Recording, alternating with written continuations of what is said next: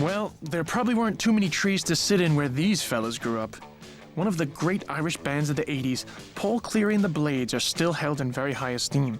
This video was shot by Bob Collins for Anything Goes in 1982 and still looks just as fresh today.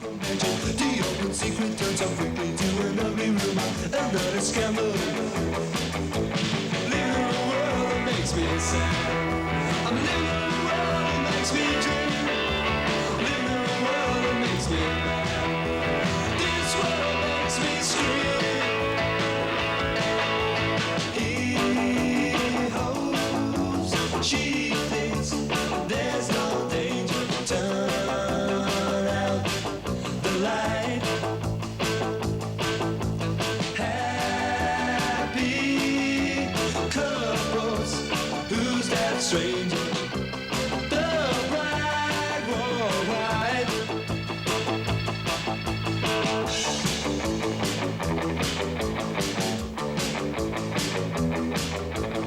I loved going to see the Blades. I had some of their records, and they were all put to one side. When the compilation came out, put it on again, sent an awful lot of copies to America and to the UK, and everyone sort of said the same thing. What was all that about? There were great tunes, but the production was always left the songs short.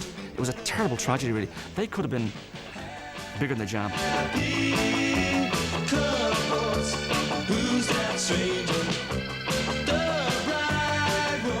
While music fans in the capital loved the Blades, their brand of urban angst didn't always cut it out in the sticks. It's take or leave the Blades from a Cork perspective, really, because they sold themselves, didn't they, as quintessential working class Dubliners. And as we all know, sort of to Cork people, the country ends the minute you hit the back end of Mitchelstown, Just after the era of big bands and huge PAs and 15 guitar players and 2 keyboards players, a stripped down 3-piece band. Can't beat it.